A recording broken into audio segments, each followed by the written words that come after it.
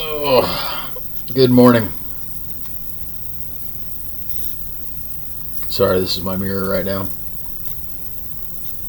So I'm still Dan. I'm live from the Crisis Actors Studio here in South Texas. So it is the 14th of July, 2020. It's like 5:30 in the afternoon. I am fresh as a daisy. A pretty beat-ass daisy, but I'm doing okay, I guess. Kind of dressed up, just got to throw my scrub top on, grab my bag of goodies, and then I'll be able to go out the door here before too long to go back to work tonight for another night shift here in South Texas. So, what's up today? Last night was an interesting shift. And there are some good things that I think I can share with people that I think are important. So it was a very human and kind of an emotional shift for a multitude of reasons. When I got there, I ended up getting again, a really sick patient to start out with. This person had a lot of things going wrong with them. They were definitely going the wrong direction. They were decompensating. They had multiple body systems that were shutting down and going the wrong direction. And so we had, they were on a vent and had a lot of drips going, trying to get everything kind of balanced out and trying to give that person a fighting chance. So long and short of it is that, despite my better efforts to screw things up, we were able to, through the night, do good work for them. So that's great. We had them off pressors by morning. Their heart rate was down to a much safer number. Their blood pressure was up to a much safer number. And overall, they were showing signs of pretty good improvement. So that's great. So why do we talk about it? We talk about it because this person, when they came in, they were doing pretty good. They came into an outlying facility, a standalone ER somewhere, and they were able to drive their car up, and they were able to walk in, and things went from bad to much, much, much worse. So who knows what their family knew? Who knows if their family, they might have thought they were out shopping. Might have wondered what they were up to. Maybe they were off playing bingo. Who knows? Oh, this person was younger than me, by the way. So, we're seeing lots of really sick people dying in their 40s and 50s. We have people on vents in their 20s, in their 30s, but hey, different subject. But this person, who knows what their family thought. So I'm in there working, busting my hump, trying to get things balanced, trying to adjust their meds to improve their function, and I keep hearing a sound. And it's come from the other side of the bed, and all their personal belongings are stacked up there, and it sounds like maybe their phone's ringing. So, kind of look down in there, and there's a phone. So you pick it up and you look at it and you see this person's family, sitting on a beach or, sitting next to a pool, or, you see those personal photos with kids and loved ones. And, and then you just think that this is this person's family and this is their life. And they may have no idea what's going on with their family member, and it humanizes these people. You see on the news 136,000 deaths. You see infection numbers. You hear people arguing about testing and numbers. And, every one of those numbers is a person with family and loved ones and a whole story attached to it. So, we need to keep that in mind. It's painful and it's important, and so in the same way that we fight over our liberty to wear these masks or not wear masks, or the ability to go get your hair cut, or to be able to go and sit and drink it in your bar, or get blasted sitting on a beach next to 5,000 other people. There's just a lot of complexity to this, and we need to pay honor to all that. So every one of those numbers is a person with a family and people who love them, and many of them are dying,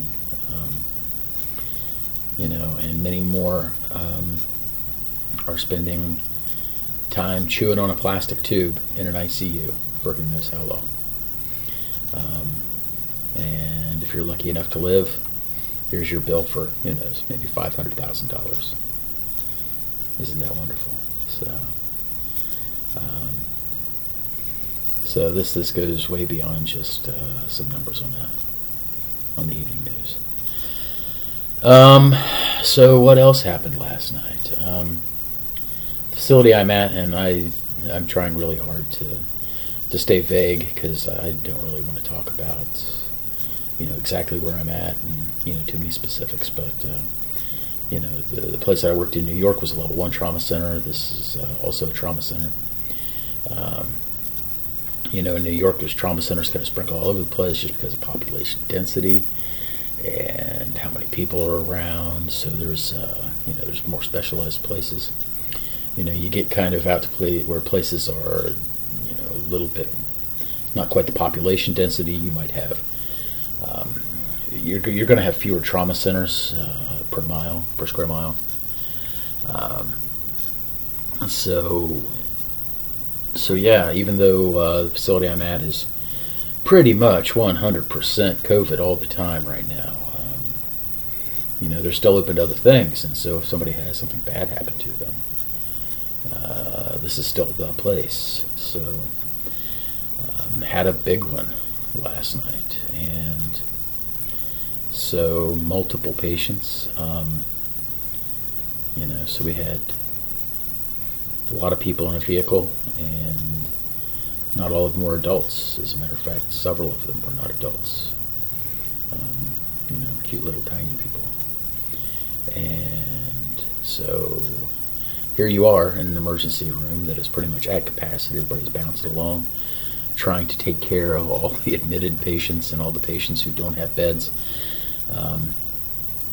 And suddenly you are literally trying to save the lives, save function, mend tiny little broken cute people, and adults who may never wake up. If they do, it's going to be a long recovery process. So everybody kicked in. Super proud of this group. I really gave serious consideration, to naming this hospital and naming some of these staff members, because they were super brave, super professional, and super on point. Very proud to work with these people. Resourceful, strong people who care.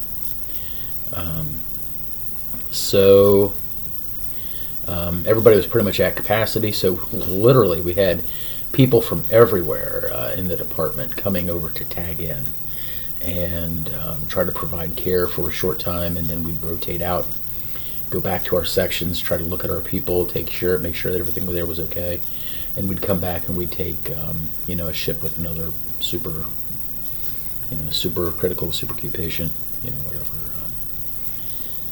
And it's some of that's hard. I've done a lot of things in my career. The only things that I've really not at least done something with are pretty much pediatrics and OB. I don't want nothing to do with birthing no babies. Can't do that. No thanks. That's a whole own area of specialty, but it's a different topic for another time. But peds. It's not that I can't do peds. I've worked with a lot of pediatric patients. Depending on your hospital, you're going to see more of them or not. I've always been pretty fair at it. I mean, kids are different, but they require some specialized skills. but I just take that home with me. Before I had kids, I could see a kid, and to me it was the job. It was running the algorithm. It was the skills. It was do the job. And and then after you become a parent, now when I see a hurt kid, I just see my own child. And you just want to pick these kids up and hold them. So that's tough. That's kind of shitty. But once again, super proud of these folks for doing a hell of a good job for those folks. So that's what's up with all that. So what else about that was interesting? There's things with trauma that you don't always necessarily anticipate. You can get your patient in, you can get them squared away. Some of them, if they're super hurt, they got to go to surgery. The goal is always to get them in, get them processed, and get them somewhere else. The rule of thumb, was always kind of 20 minutes. You get them in the trauma suite, you get all your stuff done, you got 20 minutes, and at the end of that 20 minutes, they better either be going to an ICU or they better be going to OR, but they don't stay there. So, and if you have somebody going to OR, and hey, guess what? Turns out they're COVID positive, which means, after they come out of OR, what do you do? Your trauma ICU is not necessarily the place you'd think that they're going to really be taking COVID patients, and the places that are taking COVID patients aren't necessarily people that just had big old mega trauma, and so wow, what do you do about that, right? Got to deal with it on the fly. So that's a thing, right? Just so many things going on with this that hospital systems really aren't super prepared for. And but once again, if you have trained, professional, capable staff that are able to think on the fly,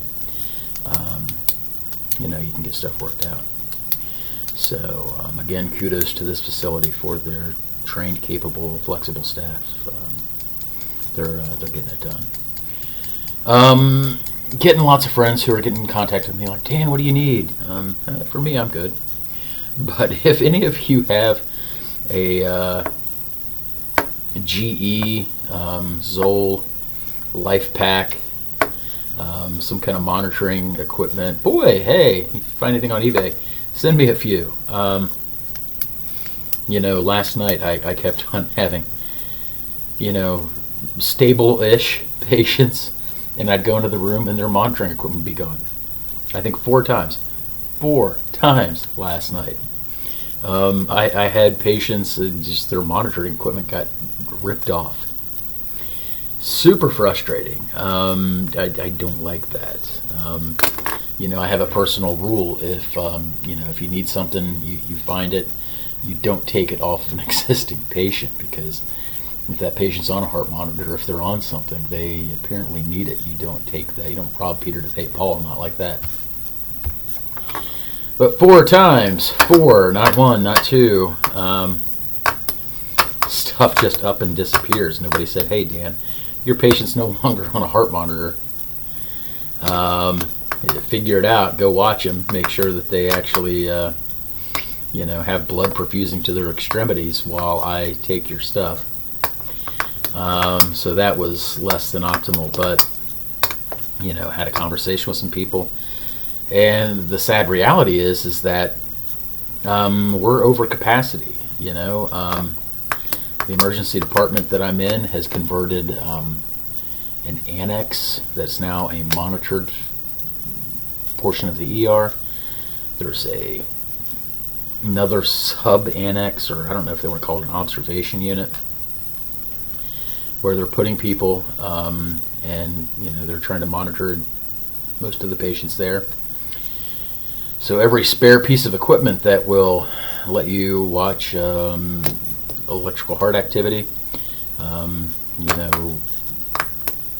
give you SpO2, cycle some blood pressures. That is all in use, and it's all out there. So we are past capacity. We are now at the point where, I'm the cardiac monitor.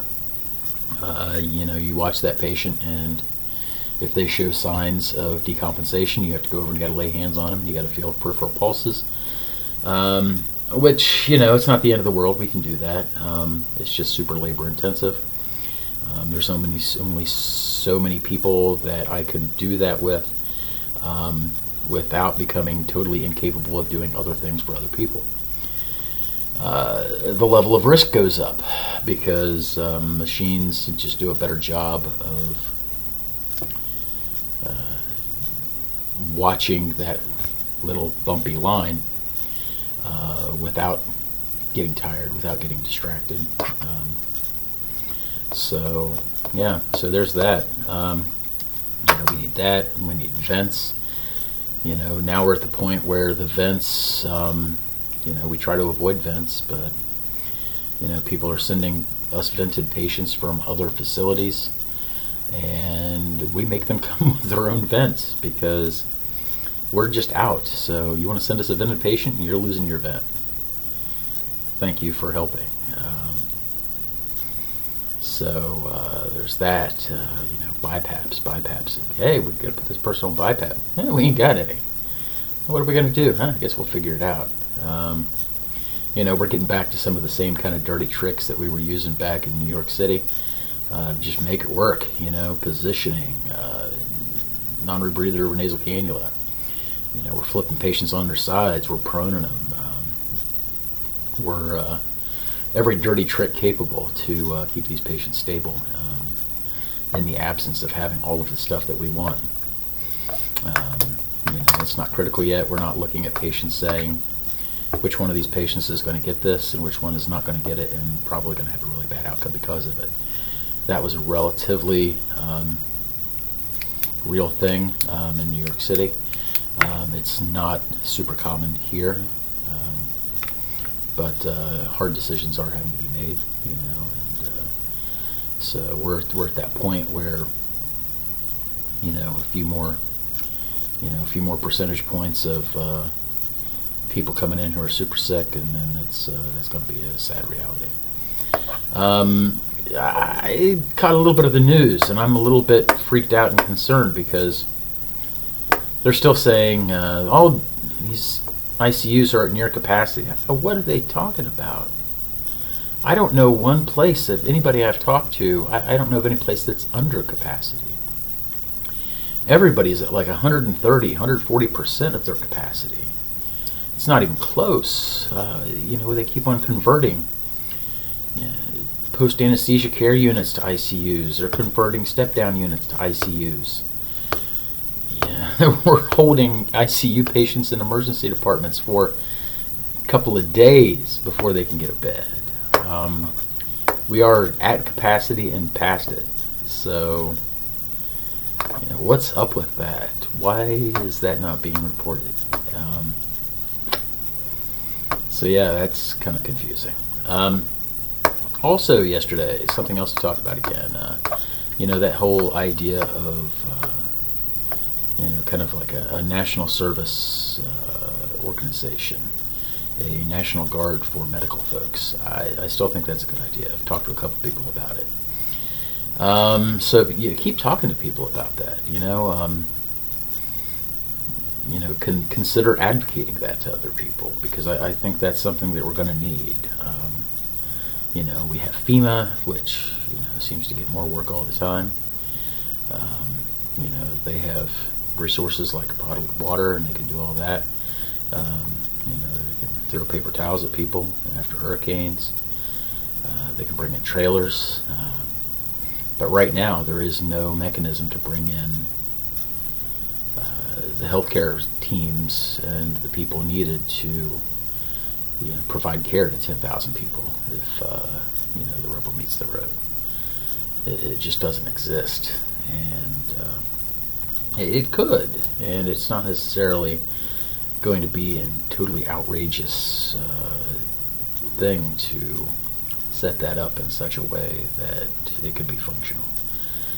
The people are out there. There are highly trained, highly skilled people who, are sitting back home in Ohio who want to go to work.